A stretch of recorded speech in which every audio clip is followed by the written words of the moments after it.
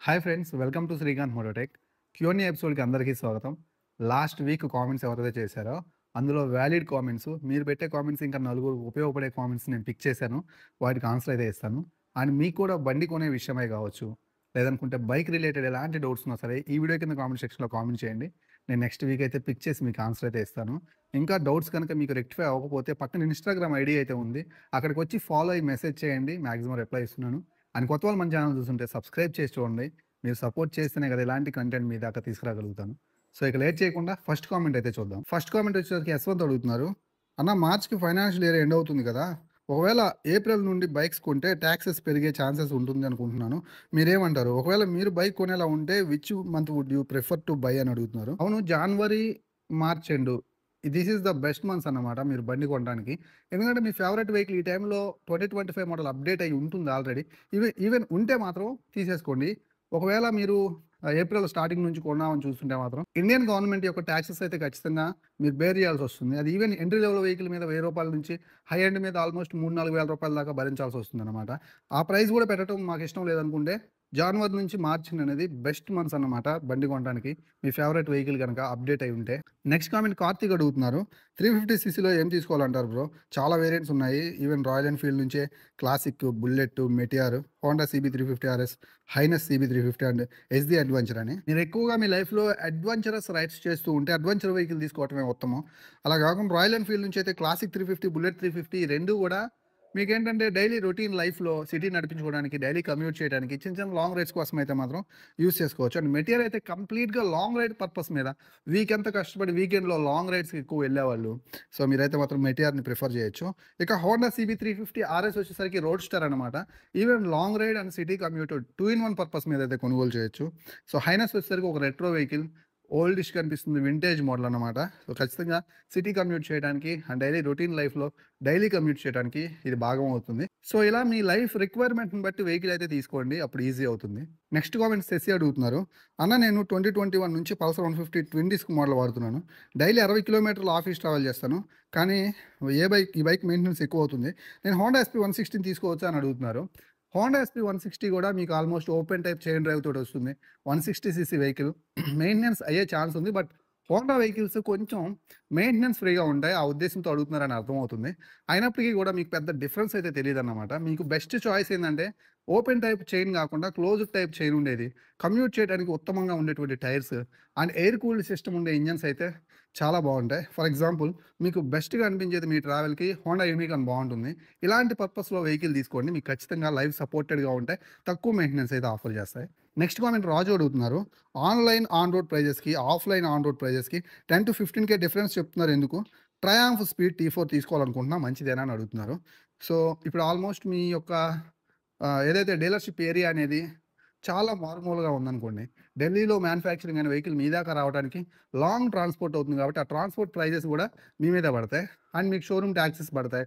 అలాగే మెయిన్ వచ్చేసరికి showroom handlings అని ఉంటాయన్నమాట. వాళ్ళ మెయింటెనెన్స్ అది గూడా మీ మీదే ఏస్తారు. ఇవన్నీ కలుపుకుంటే ఆన్‌లైన్ మీద గూడా మీకు ఆఫ్‌లైన్‌లో కొంచెం ప్రైజెస్ అయితే కనిపిస్తూ ఉంటాయి. ఆ 10-15K వచ్చేస్తుందన్నమాట. సో ఇవి మనం ఆపలేం. ఆటోమేటిక్‌గా చాలా 100 కారణాలైతే చెప్తారన్నమాట. ఇక ట్రయాంఫ్ స్పీడ్ T4 అనేది ట్రయంఫ్ నుంచి ఖచ్చితంగా కూడా మంచి వెహికలే. సో, ఖచ్చితంగా మిమ్మల్ని ఇంప్రెస్ చేస్తుంది.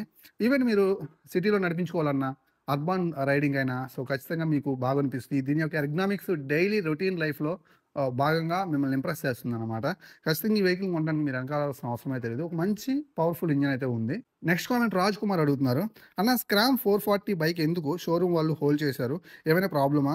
అండ్ ఒక స్మాల్ షార్ట్ అయినా చేయని అడుగుతున్నారు. రాయల్ ఎన్‌ఫీల్డ్ నుంచి ఒక వెహికల్ హోల్డ్ అయిందనంటే 2 కారణాల చేత. ఒకటి మ్యానుఫ్యాక్చరింగ్ అయినా సరే షార్టేజ్ అయినా ఉండొచ్చు. లేదనుకున్నట్లయితే దాని యొక్క అప్డేట్ ఉండుండొచ్చు.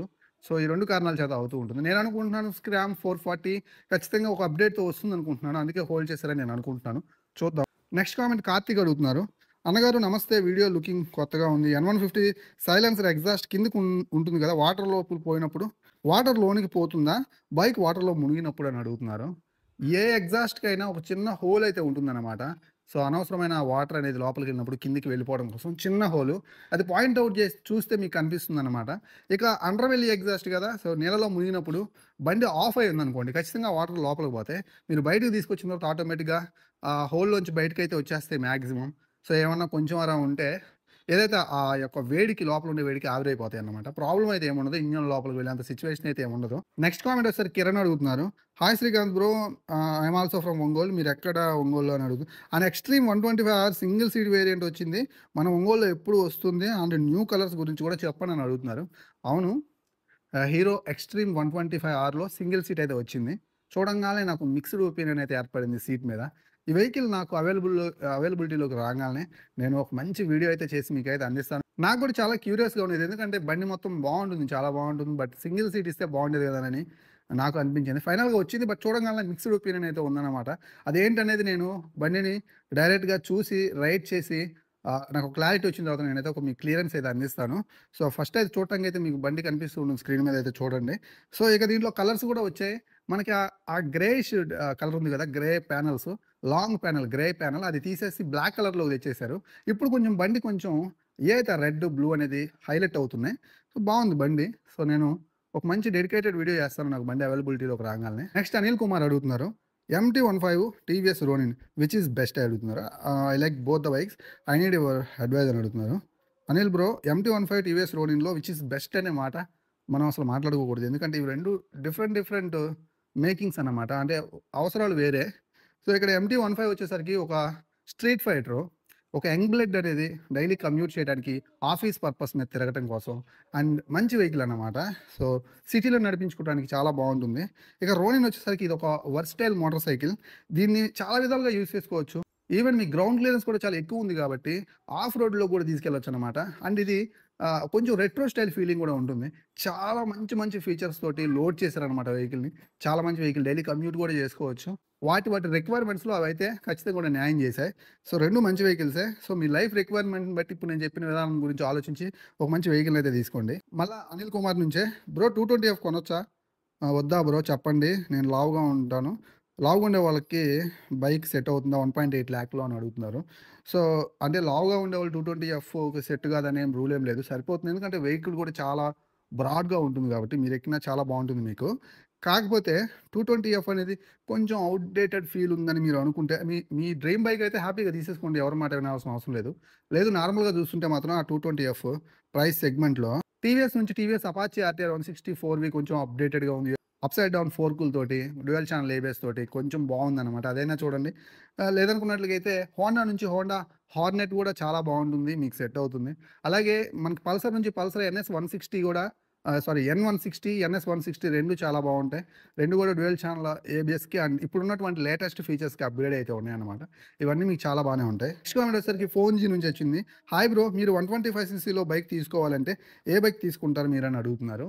సో, నేనైతే ఇప్పుడు ఇది నా పర్సనల్ ఒపీనియన్ కంప్లీట్‌గా.